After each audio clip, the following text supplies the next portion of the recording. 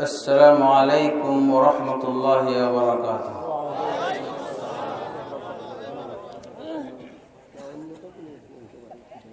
إن الحمد لله نحمده ونستعينه ونستغفره ونعوذ بالله من شرور أنفسنا ومن سيئات أعمالنا.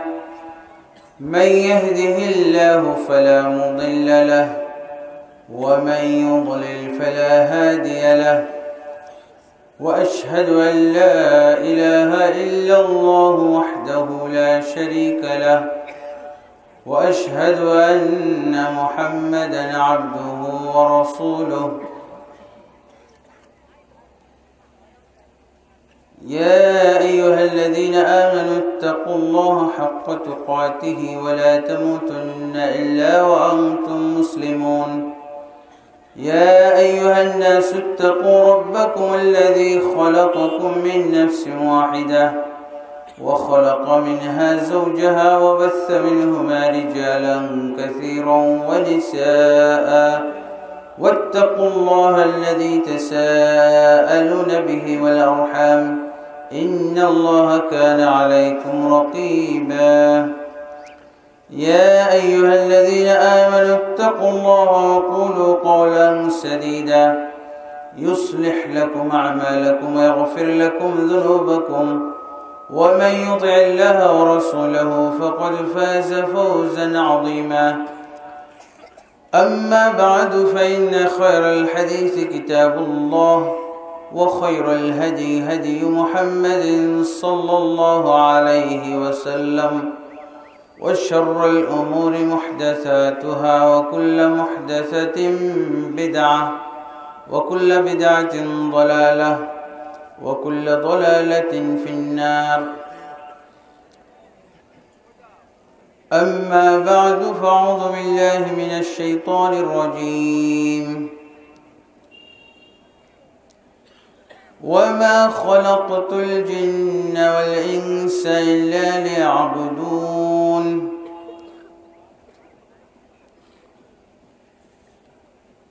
وقال سبحانه: فاعلم أنه لا إله إلا الله. وقال سبحانه: اقرأ باسم ربك الذي خلق. وقال النبي صلى الله عليه وسلم: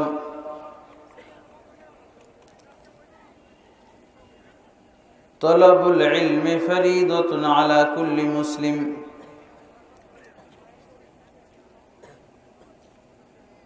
رواه ابن ماجه. আলহামদুলিল্লাহ, আল্লাহ তাবারক ওয়া তাআলার হামদ সানা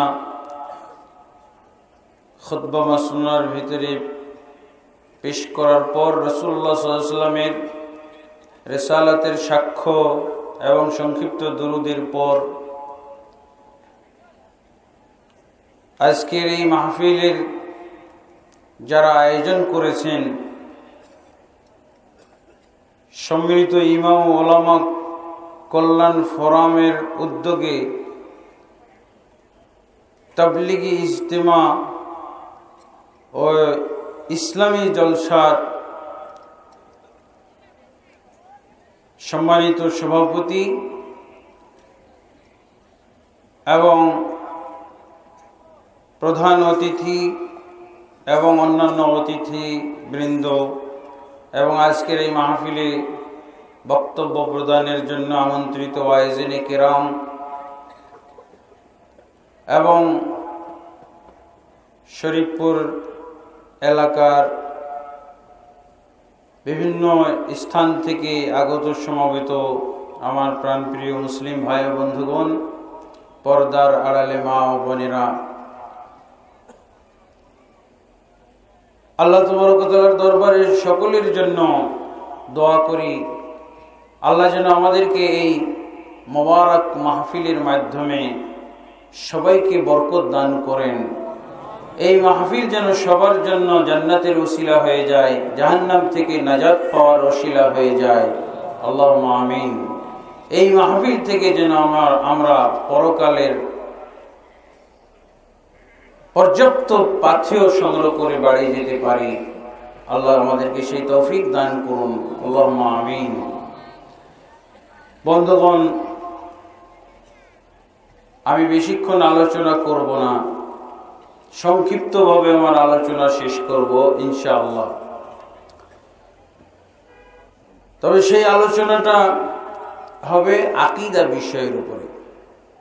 আমার আলোচনা সাধারণত আকীদা বিষয়ের উপরে হয়ে থাকে। আরেকটা বিষয় আমি আলোচনা করে থাকি, সেটা হলো আমাদের ইসলাম বনাম আল্লাহর ইসলাম। আমাদের ইসলাম কি এবং আল্লাহর ইসলাম কি, কোরআন মেনে কিভাবে মানুষ গুমরাহ হয়, বিভ্রান্ত হয়, বিভিন্ন বিষয়ের উপরে আলোচনা করে থাকি।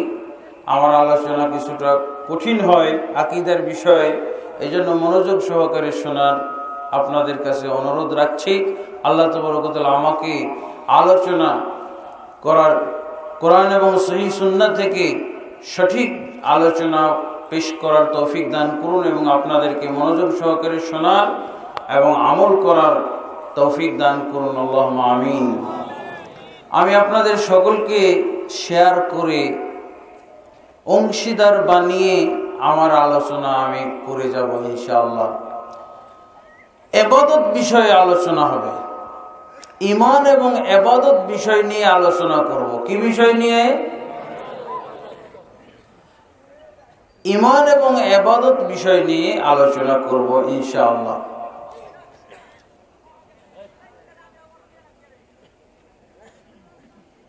ইবাদত কার করব আমরা, বলেন তো? ঠিক আছে, ঈমান, ইবাদতের আগে ঈমান আনতে হবে। ঈমান কার উপরে আনতে হবে আগে? আলহামদুলিল্লাহ। কিন্তু ঈমান ও ইবাদত ইলম ছাড়া করা যাবে? ইলম ছাড়া করা যাবে? আপনাকে এবার প্রশ্ন করি, আপনি যে ইবাদত করবেন, কোন আল্লাহর ইবাদত করবেন? কোন আল্লাহর ইবাদত করবেন? এক আল্লাহর ইবাদত। ঠিক আছে, আল্লাহ এক আছে, এটাতে তো কারো দ্বিমত নাই। কিন্তু এক আল্লাহর আমরা ব্যাখ্যা করি না। এক আল্লাহ, এটাই হলো তাওহীদ। এক আল্লাহ যে বললেন, এটাই হচ্ছে তাওহীদ। কুল হুয়াল্লাহু আহাদ আল্লাহুস সামাদ লাম ইয়ালিদ ওয়া লাম ইউলাদ ওয়া লাম ইয়াকুল লাহু কুফুয়ান আহাদ। কিন্তু রাসূলুল্লাহ সাল্লাল্লাহু আলাইহি ওয়াসাল্লাম সেই এক আল্লাহর পরিচয় আমাদের কাছে তুলে ধরেছেন। কোরআন আমাদের কাছে সেই এক আল্লাহর পরিচয় তুলে ধরেছে। এই পরিচয় যদি আপনি না জানেন, তাহলে আল্লাহর ইবাদত করা সম্ভব নয়। আল্লাহর ইবাদত আপনি করতে পারবেন না। যদি আল্লাহর পরিচয় আপনি না জানেন, তাহলে আল্লাহর উপরে ঈমান আনতেও পারবেন না। আজকের যে বিষয়, এই বিষয় আদায় করাই সম্ভব না। ঈমানও আনা যাবে না, ইবাদতও করা যাবে না। যদি আমি জিজ্ঞেস করি, যেহেতু আমাদের বাংলাদেশে, ভারতবর্ষে আল্লাহকে নিয়ে আকীদাগত বিরাট ভ্রান্তি রয়ে গেছে, এখন সেই দিকটা যদি আমি উল্লেখ করি, তাহলে দেখবেন আপনার পক্ষে ঈমান আনা সম্ভব না। কিভাবে? আপনি আল্লাহর প্রতি ঈমান আনবেন, কিন্তু কোন আল্লাহর প্রতি ঈমান আনবেন? যে আল্লাহ সর্বত্রে বিরাজমান, যে আল্লাহ সর্বত্রে বিরাজমান, সেই আল্লাহর উপরে ঈমান আনবেন? নাকি যে আল্লাহ মুমিনের কলবের মধ্যে বসবাস করে, সেই আল্লাহর উপরে ঈমান আনবেন? নাকি যে আল্লাহ আরশের উপরে থাকে, সেই আল্লাহর উপরে ঈমান আনবেন? বাংলাদেশে কিন্তু এটা জটিল। আপনারা হয়তো অনেকেই সহি আলেমদের, সঠিক আকীদা বিশিষ্ট বা সম্পূর্ণ আলেমদের বক্তব্য শুনেছেন, যার জন্য অনেকটা ক্লিয়ার আছে। কিন্তু বাংলাদেশের বিভিন্ন এলাকায় গেলে, ভারতবর্ষের, শুধু বাংলাদেশ না, ভারতবর্ষের মুসলমানদের ভিতরে অধিকাংশ মুসলমানের আকীদা হলো এই দুই ধরনের। তাহলে আল্লাহকে কেন্দ্র করেই তো মুসলমান তিন ভাগে বিভক্ত হলো। এক শ্রেণীর মুসলমান বিশ্বাস করে আল্লাহ সর্বত্র বিরাজমান, আর এক শ্রেণীর মুসলমান মনে করে আল্লাহ মুমিনের কলবের মধ্যে থাকে। মুমিনকে কলবের মধ্যে বিশ্বাস যারা করে ওদের মাহফিলে এরকম লোক হয় না, এত কম লোক হয় না, এর অনেক গুণ, 10 গুণ বেশি লোক হয়, 20 গুণ লোক বেশি হয় যারা এই বিশ্বাস রাখে যে আল্লাহ সর্বত্র বিরাজমান, আল্লাহ মুমিনের কলবের মধ্যে। ওদের মাহফিলে এত কম লোক হয় না। কত লোক হয়? এর চেয়ে 10 গুণ বেশি, লাখ লাখ বল। অনেক সময় তারা আরো বাড়িয়ে বলে লক্ষ লক্ষ মানুষ, লক্ষ লক্ষ শ্রোতা। আর আরেকটা আকীদা, কেন আবার ওখানে এর জন্য আল্লাহ যেহেতু অন্তরে থাকে, কলবের মধ্যে থাকে, এই জন্য কলব পরিষ্কারের বিশাল আয়োজন, কলব পরিষ্কার করা হয়। জানেন তো কলব পরিষ্কার কেমনে হয়? জিকির দিয়ে, জিকির। হ্যাঁ, এই যে লাগাই দিয়েছে, আমি পারি না এরকম। হ্যাঁ, এই যে রফিক ভাই পারতেছে। হ্যাঁ, কলব পরিষ্কার করে কি জন্য? আল্লাহ এখানে থাকে। এবং তাদের সহিহ হাদিস কি জানেন? তাদের সহিহ হাদিস হলো কুলুবুল মুমিনিন আরশুল্লাহ, মুমিনদের কলব হলো আল্লাহর আরশ। নাউজুবিল্লাহ বলছে না? সুবহানাল্লাহ না? আস্তাগফিরুল্লাহ, নাউজুবিল্লাহ। ও, আপনি ওই মাহফিলে যান যেই মাহফিলে 10 গুণ শ্রোতা, ওখানে যে শুনবেন সুবহানাল্লাহ, আর এখানে কি নাউজুবিল্লাহ। হ্যাঁ, আলহামদুলিল্লাহ। তাহলে কিছু শ্রোতা রেডি আছে, কিছু শ্রোতা আলহামদুলিল্লাহ রেডিমেড, আকীদা শুদ্ধ বিশুদ্ধ।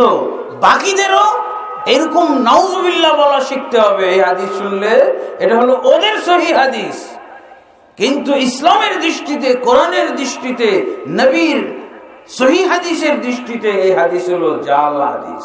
জাল হাদিস বুঝেছেন তো? বানোয়াট হাদিস, মিথ্যা হাদিস। এই হাদিস আমল করলে দুনিয়াতে বসে জাহান্নাম রেজিস্ট্রি হয়ে যায়, জাহান্নামের জায়গা রেজিস্ট্রি হয়ে গেল। খালি আপনার রেজিস্ট্রি করাই আছে, গেলেই দলিল ধরাই দেবে, ঠিক আছে?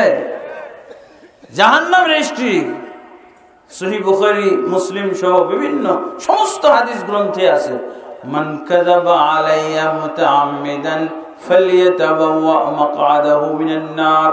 যে ব্যক্তি আমার নামে মিথ্যারোপ করবে, বানিয়ে কিছু বলবে, তাহলে আল্লাহ রাসূল সাল্লাল্লাহু আলাইহি ওয়াসাল্লাম কি বলছেন? সে দুনিয়াতে থেকে জাহান্নামে তার জায়গা বরাদ্দ করে ফেলল। নাউযুবিল্লাহ, আল-ইয়াযু বিল্লাহ। তাহলে এই তারা কোন হাদিস দিয়ে দলিল দেয়? কুলুবুল মুমিনিন আরশুল্লাহ। জীবন ওদেরকে রেফারেন্স দিতে শুনবেন না। কিসে আছে এটা? বুখারী, মুসলিম, আবু দাউদ, তিরমিজি, নাসাই, ইবনে মাজাহ, মুসনাদ আহমদ, সুনান দারমি,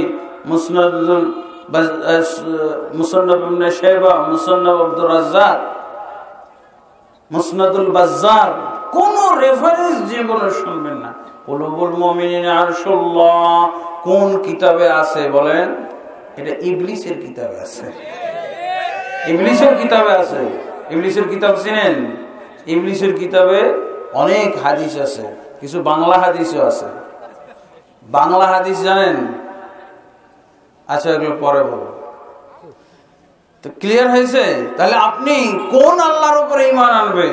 এই মাহফিলের চেয়ে 10 গুণ শ্রোতা বেশি। ওই মাহফিলের লোকেরা তো ঈমান এনেছে সেই আল্লাহর উপরে, যেই আল্লাহ সর্বত্রই বিরাজমান থাকে, যেই আল্লাহ মুমিনদের কলবে থাকে। আর কলব এই জন্যই তারা কলব পরিষ্কারের জন্য এত মেহনত, এত লাফালাফি, এত ঝাপাঝাপি, তাই না? লাফালাফি ঝাপাঝাপি করে আরে জানটাই যায় এরকম অবস্থা। এত মেহনত, এত পরিশ্রম কি জন্য? কলব পরিষ্কার করবে, আল্লাহ এখানে থাকে। নাউজুবিল্লাহ। বৃথা এই আয়োজন, এই পরিশ্রম, এই লাফালাফি, এই স্বর ঝংকার, এই হইচই, সব বৃথা, সব ব্যর্থ, সব বাতিল। তাহলে আমি যে ওয়াজ শুরু করেছি এটা প্রয়োজন আছে না? আলহামদুলিল্লাহ, আজকে আপনাদের সাথে সাথে আপনারা, আমি টের পাচ্ছি, অনুভব করছি যে এখানে রেডিমেড সহি আকীদার কিছু লোক আছেন।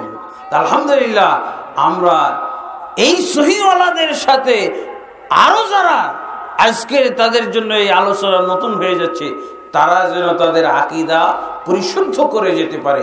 আলহামদুলিল্লাহ, আল্লাহ তাবারক ওয়া তাআলা আমাদেরকে কবুল করুন। তাহলে কথাটা কত যুক্তিসঙ্গত। ঈমান আনাও যাবে না আপনি যদি ঈমানের পূর্ব শর্ত ইলম যদি আপনি না অর্জন করেন, জ্ঞান যদি আপনার না থাকে, আল্লাহর পরিচয়টা যদি আপনার ক্লিয়ার না থাকে, বিশুদ্ধ না থাকে। দেখেন ভ্রান্ত আকীদার উপরে কতগুলো লোক একত্রিত হয়ে গেছে, লাখ লাখ লোক। এই মাহফিল দেখবে আর রাস্তা দিয়ে যাবে, এদের কি কয়টা লোক নিয়ে এরা মাহফিল করে। আমরা যেখানে কলব পরিষ্কারের আয়োজন করি ওখানে লক্ষ লক্ষ মানুষ। হ্যাঁ, নাউজুবিল্লাহ। তাহলে আল্লাহ সর্বত্রে বিরাজমান, আল্লাহ মুমিনের কলবের মধ্যে। এগুলো আমরা খুব সংক্ষেপে আলোচনা করতে যাচ্ছি। তাহলে আল্লাহ তাবারক ওয়া তাআলাকে আমরা কি বিশ্বাস করব? ঈমান যে আনবো, ঈমান তো আনতেই পারছি না ভাই। ঈমান আল্লাহর প্রতি যদি ঈমান আনতে হবে, এটাই হলো সবাই একমত। কিন্তু আল্লাহর উপরে ঈমান আনা হলো সবচেয়ে বড় ফরজ, পূর্ব ফরজ। কিন্তু ঈমান কই? কোন আল্লাহর উপরে আমি ঈমান আনবো? ঈমান আনার পর হলো ইবাদত, বুঝছেন তো? কিন্তু কোন আল্লাহর উপরে? এখানেই তো বেড়বড় লেগে গেল, এখানেই তো ঝামেলা বেঁধে গেল, তাই না? হ্যাঁ, তাহলে আল্লাহ সর্বত্রে বিরাজমান এই কথাটা সঠিক নয়। এটা হলো কুফরি কথা, এটা হলো ভ্রান্ত কথা, এটা হলো জাহমিয়া সম্প্রদায়ের কথা, এটা কোরআন বিরোধী কথা, এটা সুন্নাহ বিরোধী কথা, এটা ইমাম বিরোধী কথা, এটা মাযহাব বিরোধী কথা, এটা তরিকাতুর রাসূল বিরোধী কথা। ঠিক আছে? আল্লাহ সর্বত্র বিরাজমান না। ইমাম আবু হানিফা রাহমাতুল্লাহ আলাইহিকে জিজ্ঞেস করা হয়েছিল একটা বাহাসের ভিতরে। ইমাম আবু হানিফা রাহমাতুল্লাহ আলাইহির বাহাস আছে এই ব্যাপারে। ইমাম আবু হানিফা রাহমাতুল্লাহ বাহাস মুনাজারা আছে আর ফতোয়া আছে। প্রথমে বাহাসের কথাটা বলি। ইমাম আবু হানিফা রাহমাতুল্লাহ আলাইহির সাথে বাহাস করতে এসেছিল কারা? জাহমিয়া সম্প্রদায়ের লোকেরা। জাহমিয়া সম্প্রদায়ের লোকেরা তারা মহিলা আলেম এবং পুরুষ আলেম, দুই রকমের আলেম ছিল। মহিলা আলেম প্রথমে জিজ্ঞেস করলো ইমাম আবু হানিফা রাহমাতুল্লাহ আলাইহি, খুব কড়া ভাষায় জিজ্ঞেস করে, খুব কড়া ভাষায় ইমাম আবু হানিফা রাহমাতুল্লাহ আলাইহিকে বলছে কি, আনতাল্লাযী তুআল্লিমুন নাসাল মাসাইল ওয়া ক্বাদ ইরতাদাদতা আন দীনিকা আইনা ইলাহুকাল্লাযী তা'বুদুহু।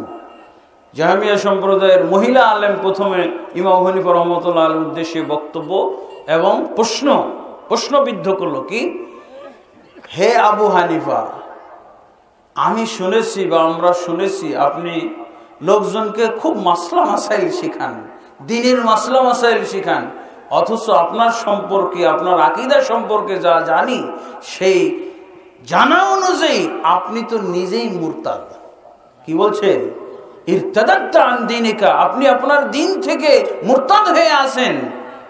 বলেন তো আইনা ইলাহুকাল্লাযী তা'বুদুহু, যেই ইলাহ, যেই মাবুদের আপনি ইবাদত করেন সেই মাবুদ কোথায় বলেন? তার মানে এই আলেমদের দৃষ্টিতে একরকম, তারা বিশ্বাস করে আল্লাহ সর্বত্র বিরাজমান।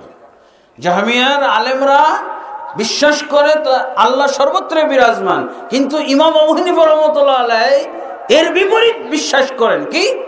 এবার শুনেন, ইমাম আবু হানিফা রাহমাতুল্লাহ প্রশ্ন করলো না, আপনি লোকজনকে মাসলা মাসাইল শিখান, অথচ আপনি ধর্মচ্যুত, আপনি মুরতাদ মানুষ, আপনি বলেন তো আপনার আল্লাহ কোথায় যার আপনি ইবাদত করেন?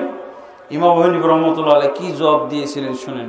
আজকে এই জবাব শুনলে অনেকেরই কষ্ট হবে, এই জবাব সহ্য করাই কষ্ট হয়ে যাবে। কি বললেন? হুয়া ফিস সামাই দুনাল আরজ। ইমাম আবু হানিফা রাহমাতুল্লাহ কি প্রশ্ন করলেন? আমি যে আল্লাহর ইবাদত করি তিনি আসমানে নেই, তিনি আসমানে আছে, জমিনে নেই। কি প্রশ্ন, কি জবাব দিলেন? আমি যে আল্লাহর ইবাদত করি তিনি আসমানে, জমিনে নেই। কে বললেন এটা? ইমাম আবু হানিফা রাহমাতুল্লাহ আলাইহি। শারহুল আকিদাত তাহাওয়িয়া 288 পৃষ্ঠা, কুয়েতের ছাপা, যেটা আমার কাছে আছে, দেখছেন? আমরা যে বলি সর্বত্র বিরাজমান, তার মানে জমিনে তো থাকা কথা। সর্বত্র বিরাজমান মানে জমিনে তো কমপক্ষে থাকবে, ওলি আল্লাহদের কাছে তো থাকবে। মনসুর আল্লাহদের কাছে কি? সাইদ বিন মনসুর আল্লাহ, আমাদের দেশের মুফতিরা, বড় আলেম, বড় মুফাসসিরে কেরামরা মাহফিলে ওয়াজ করে তাফসিরের সময়, তাই না? এদের সাথে নাকি আল্লাহ ফানাফিল্লাহ হয়ে যান, আল্লাহ তাদের সাথে লিঙ্ক হয়ে যান, নাউজুবিল্লাহ। এই ওয়াজগুলো তো করে, অথচ ইমাম আবু হানিফা রাহমাতুল্লাহ আলাইহি কি বলছেন? আমি যে আল্লাহর ইবাদত করি তিনি আসমানে, জমিনে নেই। ওই মুফতিরা বড় না ইমাম আবু হানিফা রাহমাতুল্লাহ আলাইহি বড়? বলেন। ওদের আল্লাহ জমিনে ঘোরাফেরা করে, লিঙ্ক হয়ে যায়, ফানা হয়ে যায়, হ্যাঁ, ওদের কলবে কলবে ঢুকে যায়। এই জন্য তারা আয়োজনও করতেছে, কলব পরিষ্কারের আয়োজন। এই আয়োজন তো বৃথা আয়োজন, বেকার আয়োজন, বাতিল আয়োজন। ইমাম আবু হানিফা রাহমাতুল্লাহ আলাইহির মাযহাবের যদি এরা হয়ে থাকে, তাহলে এরা ফালতু কাজ করতেছে না? অরণ্যের অগণ, নিষ্ফল আবেদন, কলব পরিষ্কার। আর যেই ইমামের মাযহাব মানি সেই ইমাম কি বলছেন? হুয়া ফিস সামাই দুনাল আরজি, আমি যে আল্লাহর ইবাদত করি উনি আসমানে, জমিনে নেই। আর এরা কি বিশ্বাস করে? আচ্ছা, জমিনে থাকলে তো কলবেও থাকবে, তাই না? হইতে পারে। জমিনেই নাই তো কলবে কি করে আসবে? আর সর্বত্র বিরাজমান থাকবে কি করে? তাহলে ওই ওয়াজগুলো ক্যান্সেল, ওই ওয়াজ ঠিক নয়, ওই ওয়াজ ডিলিট, ওই ওয়াজ ভ্যানিশ করে ফেলতে হবে। এই ওয়াজের দিকে কর্ণপাত করা যাবে না। এই ওয়াজ হলো অবৈধ ওয়াজ। এই ওয়াজ মুসলমানদের জন্য ওয়াজ নয়। এই ওয়াজ হলো মুসলমানদেরকে বিভ্রান্ত করার ওয়াজ। এই ওয়াজ হলো আল্লাহ সম্পর্কে বাতিল আকীদা শিক্ষা দেওয়ার ওয়াজ, আল্লাহ সম্পর্কে আকীদা নষ্ট করার ওয়াজ। বোঝা গেছে? ঈমান আনো, দেখি কেমন করে আল্লাহর উপরে ঈমান আনো। আল্লাহর প্রতি ঈমান আনতে হবে, কিন্তু আল্লাহর প্রতি ঈমান আনা শিখতে হবে না, জানতে হবে না কোন আল্লাহর উপরে ঈমান আনলো।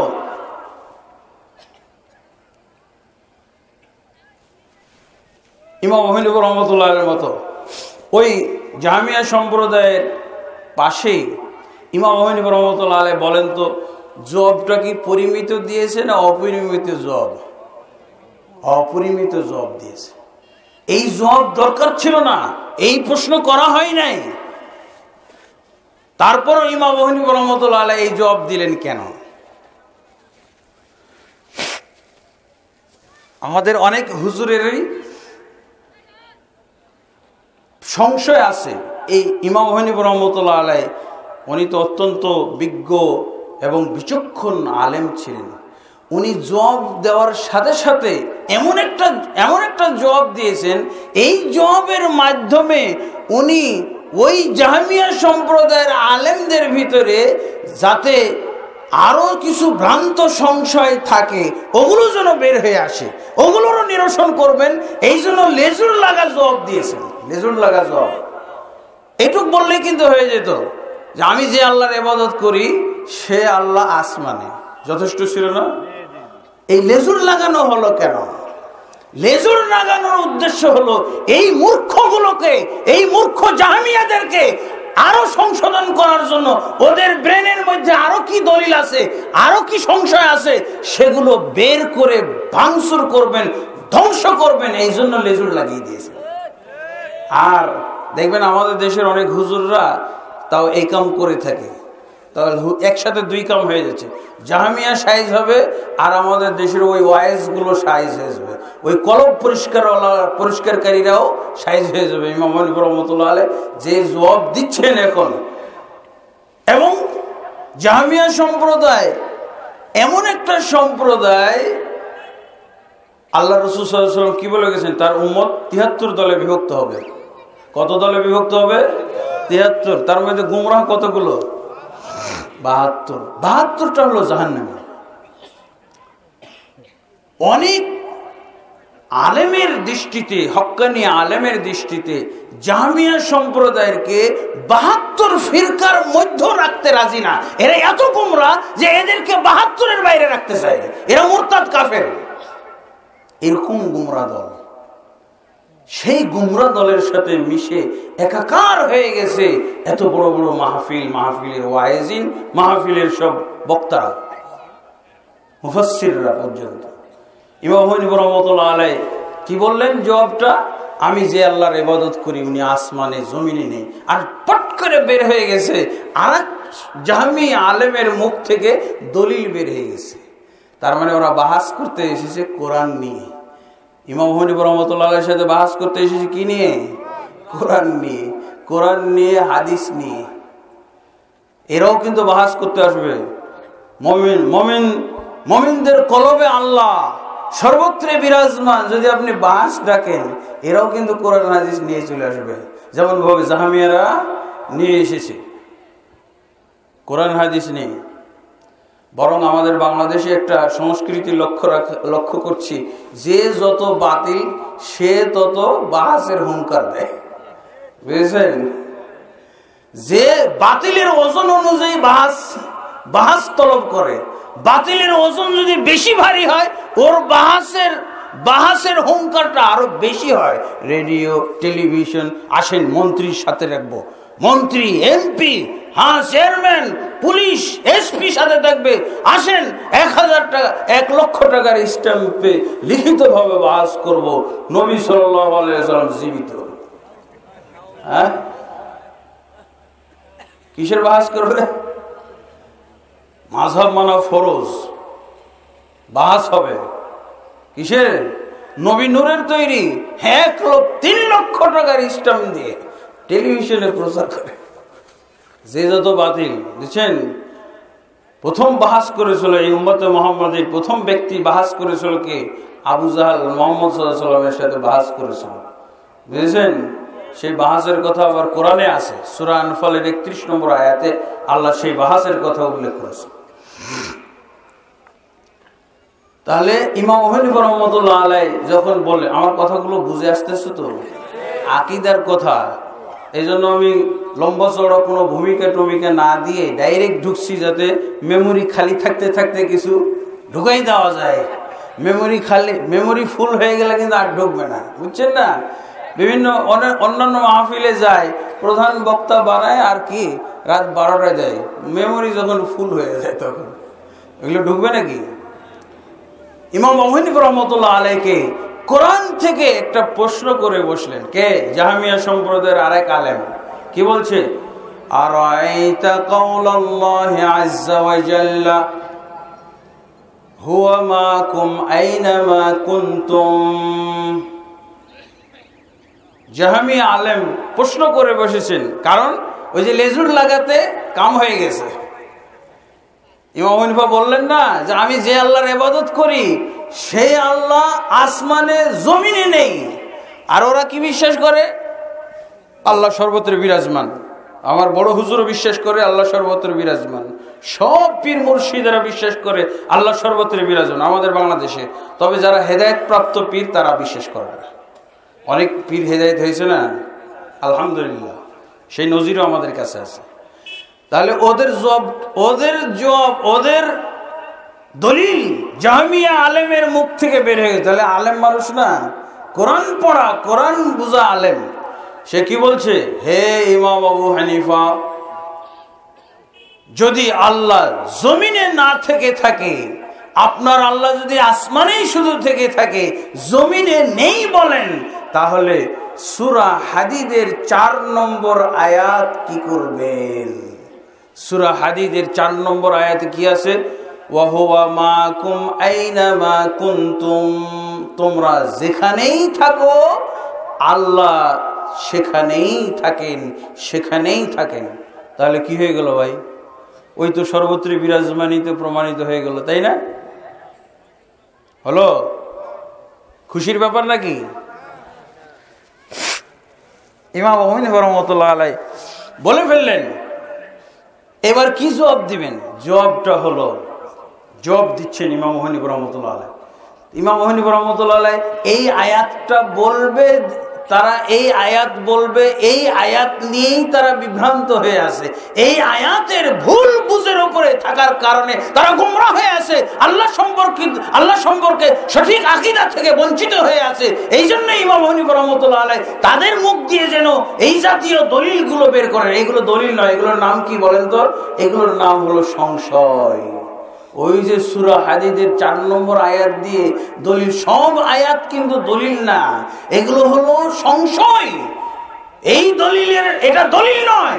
তারা যে দলিল আকারে পেশ করতেছে এটা দলিল বলা যাবে না। আর যদি দলিল বলা যাবে তো আরেকটা নাম বলা যেতে পারে, একটা সংশয় নাম, আরেকটা কি? গোজামিল।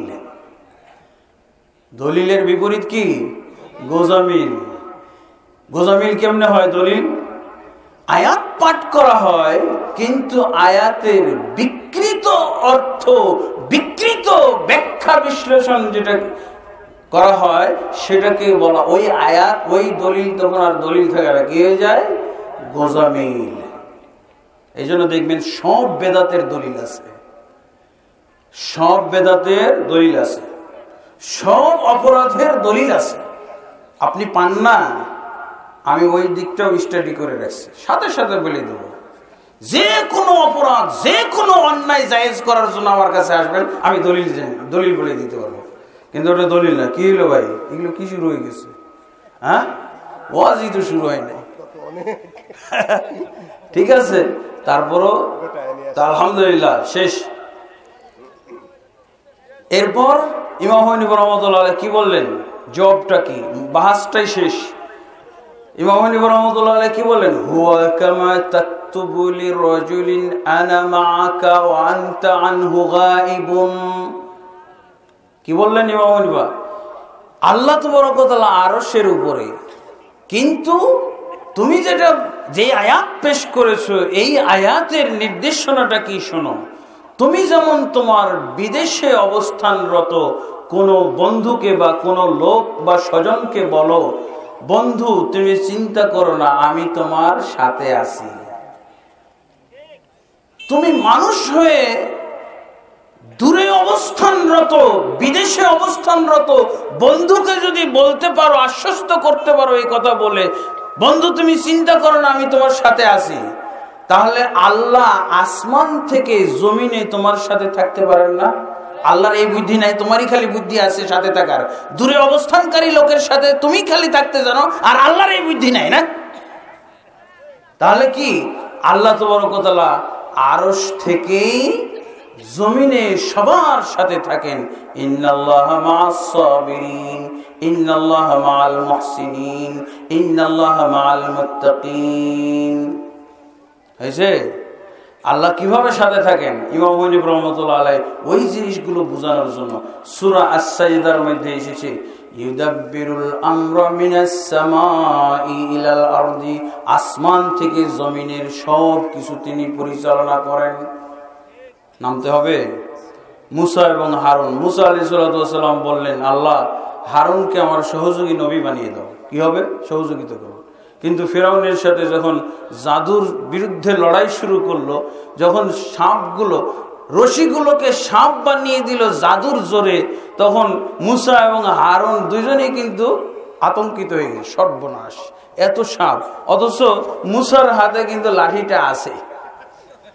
সেই লাঠি থাকা সত্ত্বেও দুজনেই ভয় পেয়ে গেছে, হায় আল্লাহ কি হবে এখন। আর হারুনকে যে সাথে নিলেন মুসা সহযোগিতা করবে, দুইজনই একসাথে আতঙ্কিত।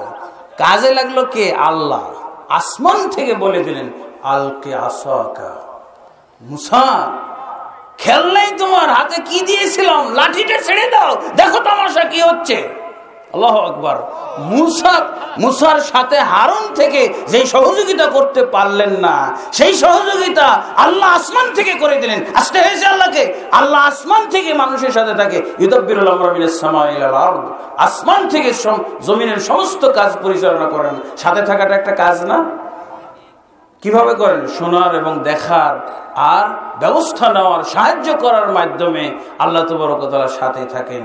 সূরা তাহার মধ্যে এই ব্যাখ্যা আল্লাহ নিজেই করে দিয়েছেন। যখন মুসা এবং হারুনকে ফেরাউনের কাছে পাঠানো হচ্ছিল, তখন মুসা এবং হারুন যখন অভিযোগ করলো, আল্লাহ ও তো আমাদেরকে খুঁজতেছে আর আপনি আমাদেরকে তার কাছেই পাঠাচ্ছেন, সর্বনাশ।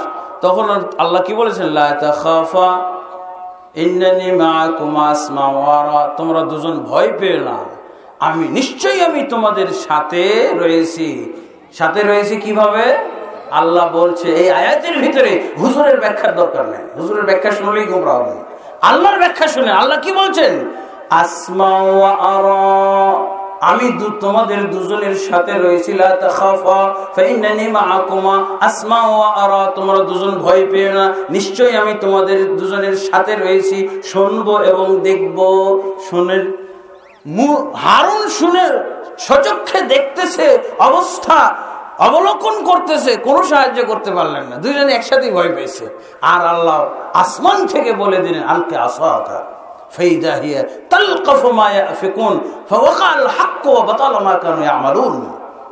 হ্যাঁ, সাথে সাথে আল্লাহ আসমান থেকে বলে দিলেন মুসা তোমার লাঠিটা ছেড়ে দাও। লাঠিটা ছেড়ে দেওয়ার সাথে সাথে তাদের জাদুর সব সাপ গিলে ফেললো, আর হক প্রতিষ্ঠিত হয়ে গেল এবং বাতিল প্রমাণিত হয়ে গেল। আলহামদুলিল্লাহ। তাহলে ক্লিয়ার হয়েছে? ইমাম হানিফ রাহমাতুল্লাহ আলাইহি যা বলছিলেন, এই আল্লাহ সর্বত্র বিরাজমানের অর্থ এটা নয়। এখন আকীদা, এই আকীদা এটা হলো কুফরি আকীদা। এই কুফরি আকীদাকে মুসলমান বানাইতে হবে কিভাবে? আল্লাহর সামনে সবকিছু বিরাজমান, আল্লাহ সর্বত্র বিরাজমান নয়। আমরা কি বলি? শোনার এবং দেখার মাধ্যমে সাথে হয়ে যায়। বিবিসি কি বলে? কয়েকটা এলাকার নাম বলেন বিবিসি আছে আপনার সাথে, যেখানেই থাকুন বিবিসি আছে আপনার সাথে।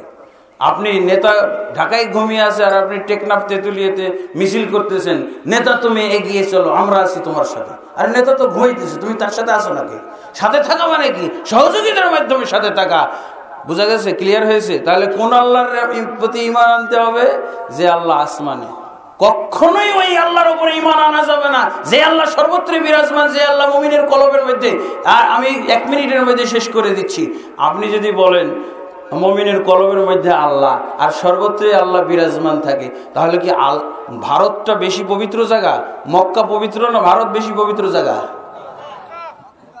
নবী সাল্লাল্লাহু আলাইহি ওয়াসাল্লামকে কোথায় পাঠানো হয়েছিল? মক্কায় না ভারতে? মক্কায়। তাহলে মক্কায় আল্লাহ থাকলো না, রাসূল সাল্লাল্লাহু আলাইহি ওয়াসাল্লামকে দেখার, আল্লাহর সাথে কি বলে সাক্ষাতের বা আল্লাহর সাথে কথোপকথনের জন্য মেরাজের রাত্রে কোথায় গেছিলেন? ইন্ডিয়াতে থাকলে মনে হয় যাইতে হইতো না। হ্যাঁ, কারণ ইন্ডিয়ার সর্বত্রই তো বিরাজমান, হুজুরদের দরবারে তো আরো বেশি। আর দেওয়ানবাগি রেখে এসে তো মিছিলই করে যায়। হ্যাঁ, মিছিল করে না? নাউজুবিল্লাহ। তো বন্ধুগণ, তাহলে বলেন, তাহলে সর্বত্রই যদি আল্লাহ থাকেন, তাহলে মুহাম্মদ সাল্লাল্লাহু আলাইহি ওয়াসাল্লাম মক্কা ছেড়ে মসজিদুল আকসা, প্রথম আসমান, দ্বিতীয় আসমান, তৃতীয়, চতুর্থ, পঞ্চম, ষষ্ঠ, সপ্তম আসমান, সিদরাতুল মুনতাহা পার হয়ে গেলেন। তো আল্লাহ সর্বত্রই বিরাজমান, মক্কা মদিনায় শুধু থাকে না। বেশি পবিত্র হলো আমাদের এই ভারতবর্ষের জায়গাগুলো, আর আমরা তো আছি টঙ্গী মাঠের পাশে, এটা তো আরো বেশি পবিত্র নাকি? নাউজুবিল্লাহ। বন্ধুগণ, ঈমান আনার আগে আপনাকে জানতে হবে কোন আল্লাহর উপরে ঈমান আনবেন। ভারতের আল্লাহর উপরে না মক্কার আল্লাহর উপরে ঈমান আনবেন? কোরআনের আল্লাহর উপরে, মুহাম্মদের আল্লাহর উপরে ঈমান আনবেন না হুজুরদের আল্লাহর উপরে ঈমান আনবেন? মুফতি পীর সাহেব পীর মুর্শিদদের আল্লাহর উপরে ঈমান আনবেন? বলেন। তারপরে আরেকটা বিষয়, আরেকটা যে আমরা বলি মুমিনদের কলবের মধ্যে আল্লাহ, হ্যাঁ, মুহাম্মদ সাল্লাল্লাহু আলাইহি ওয়াসাল্লাম কি মুমিন ছিলেন না? কি বলেন? মুহাম্মদের কলবে আল্লাহ নাই কেন? ওনাকে এত কষ্ট করে এত উপরে যেতে হলো কেন? মুহাম্মদ তাহলে মুমিন ছিল না? এরাই সব মুমিন। এই যে মুমিন দেখা যায় লাখ লাখ মুমিন নাচানাচি করতেছে, এগুলোই সব মুমিন। আর মুহাম্মদ সাল্লাল্লাহু আলাইহি ওয়াসাল্লাম মুমিন না। বন্ধুগণ, বুঝে শুনে কথা বলবেন। আকীদা না শুধরানো পর্যন্ত ঈমান আনাও সম্ভব নয়। এদের ঈমান আনা হয় নাই। হুজুর আর মুজুর আর বক্তার শ্রোতা সব কিন্তু ঈমানের বাইরে এসে ঈমানের বাইরের জগতেই বসবাস করতেছে। তাহলে ইবাদত করতে হলো একই সমস্যা হবে। কোন আল্লাহর ইবাদত করবেন? আল্লাহর ইবাদত করা যাবে? ভারতের মানুষ, অধিকাংশ মানুষ 90% মানুষ ইবাদত করে যে আল্লাহর, সে আল্লাহ কি সর্বত্র বিরাজমান, মুমিনের কলবের মধ্যে থাকে। এই জন্য তারা কলব পরিষ্কার করে। কলব পরিষ্কার কোনো দরকার নেই। কলবে আল্লাহ থাকেন না। আল্লাহ আসমান আর রহমানও আলাল আরশি ইস্তাওয়া। আলহামদুলিল্লাহ, ইবাদত এবং ঈমানের জন্য অবশ্যই তো আল্লাহ তাবারক ওয়া তাআলা সম্পর্কে জানতে হবে। এই জন্য আমাদের ইসলাম ধর্মের ভিত্তি হলো দুইটা জিনিসের উপরে, একটা হলো ইকরা আর একটা হলো ফাআলাম। পড়ো, ইলম অর্জন করো। তারপরে এই পড়া এবং ইলম অর্জন করার ভিত্তিতে আপনি ইসলামকে জানবেন। ইসলামের 5 রুকুন, ঈমানের 6 রুকুন, এগুলো আপনি জানবেন। কিন্তু সব জানার ভিত্তি হলো ইকরা এবং ফাআলাম। ঠিক আছে? পড়বেন, ইলম অর্জন করবেন, তাহলে আপনি জানবেন। আল্লাহর প্রতি ঈমান আনা শিখবেন। আল্লাহর প্রতি ঈমান আনা আপনার শুদ্ধ হবে, সঠিক হবে, এবং আল্লাহর ইবাদত করাও তখন সঠিক হবে। অন্যথায় হবে না। আল্লাহ তাবারক ওয়া তাআলা আমাদের সকলকে এই সংক্ষিপ্ত বক্তব্য মধ্যে বরকত দান করুন। যদি এখানে সঠিক কথা আমরা বলে থাকি, আল্লাহ তাবারক ওয়া তাআলা আমাদের যেন বুঝার, হৃদয়ঙ্গম করার, আমল করার তৌফিক দান করেন। এবং আল্লাহ তাবারক ওয়া তাআলা আমাদেরকে ধর্মীয় ক্ষেত্রে, ঈমানের ক্ষেত্রে, ইবাদতের ক্ষেত্রে যাবতীয় ভুল, যাবতীয় বেঠিক আকীদা, ভ্রান্ত আকীদা, বিদআত, শিরক, কুসংস্কার থেকে আল্লাহ তাবারক ওয়া তাআলা আমাদেরকে মাহফুজ রাখেন, হেফাজত করেন। আল্লাহুম্মা আমিন। আস্তাগফিরুল্লাহ লি ওয়া লাকুম ওয়া লিসাইরিল মুসলিমিন ফাস্তাগফিরুহু ইন্নাহু হুয়াল গফুরুর রহিম। সুবহানাকাল্লাহুম্মা ওয়া বিহামদিকা আশহাদু আল্লা ইলাহা ইল্লা আনতা আস্তাগফিরুকা ওয়া আতুবু ইলাইক। আমি দুঃখিত, আপনাদের হয়তো 2-4 মিনিট সময় বেশি নিয়ে ফেলছি। এই জন্য আমি এখানেই আমার আলোচনা শেষ করছি। আপনারা দোয়া করবেন, আপনাদের জন্য দোয়া করি। আসসালামু আলাইকুম ওয়া রাহমাতুল্লাহি ওয়া বারাকাতুহু।